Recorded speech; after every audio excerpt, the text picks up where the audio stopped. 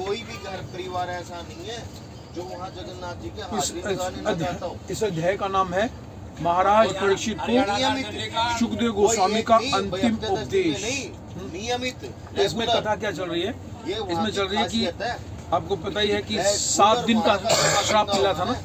आ जाओ प्रभु, इधर आ जाओ, इधर आ जाओ, इधर आ जाओ, जरूर जाएगा। आज से 5000 साल पहले अभिमन्यु के पुत्र उनको श्राप मिला था कि आपको तक्षक नाग डसेगा, क्योंकि उन्होंने उनके पिताजी जो थे शमीक ऋषि, उनके गले में सांप डाल दिया था।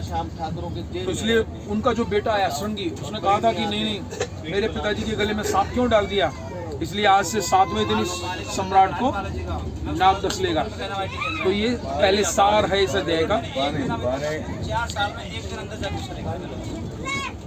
श्री सुखदेव गोस्वामी ने कहा, इस श्रीमद् भागवत की विविध कथाओं में भगवान हरि का विस्तार से वर्णन हुआ है, जिनके प्रसन्न होने पर ब्रह्मा जी उत्पन्न होते हैं और जिनके क्रोध से रुद्र का जन्म होता है। अपने मंदिरों में नहीं थोड़ा भागवत सुन लो, थोड़ी देर भागवत कथा कर रहे हैं ना। अच्छा। सुखदेव गोस्वामी बोल रहे हैं, श्रीमद् भागवत की विभिन्न कथाओं में भगवान हरि का विस्तार से वर्णन हुआ है और जिनके प्रसन्न होने पर, जब भगवान प्रसन्न होते हैं तो ब्रह्मा जी का जन्म होता है और जिनके क्रोध होने पर रुद्र का जन्म होता है। शिव जी प्रकट होते हैं क्रोध से और प्रसन्न होते हैं तो ब्रह्मा जी प्रकट होते हैं। श्री शुक उवाचा अन्नानुवर्णन्ते भीक्षणं विश्वात्मा भगवान हरि यस्य प्रसादो जो ब्रह्मा रुद्र क्रोध समुद्भवा। जब भगवान प्रसन्न होते हैं तो ब्रह्मा जी का जन्म होता है और जब क्रोधित होते हैं तो शिव जी का जन्म होता है। मतलब प्रसन्न होते हैं तो सृष्टि की रचना होती है और जब क्रोधित होते हैं तो सृष्टि का संहार होता है। और मेंटेनेंस का काम हमारे अपने हाथ में लिया है भगवान ने। तो आपको पता होगा, बीमा करना आसान है और खत्म करना आसान है, लेकिन मेंटेनेंस करना बहुत मुश्किल है ना। इसलिए आफ्टर सेल सर्विस है कि नहीं।